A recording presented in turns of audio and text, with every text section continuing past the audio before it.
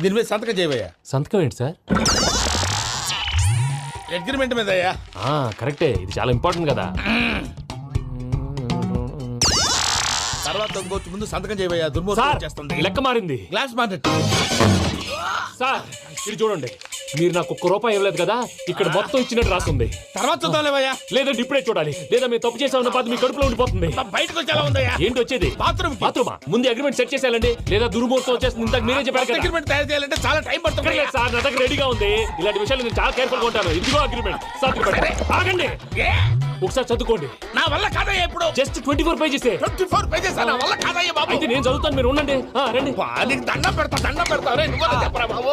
Venky urgent అన్నారుగా, పెళ్లి చేసుకో, పని అయిపోద్ది. నెమ్మది. అక్కడ ఏడు అర్జెంటేమో. క్లాస్ ఎలా మారింది భయ్యా? బానే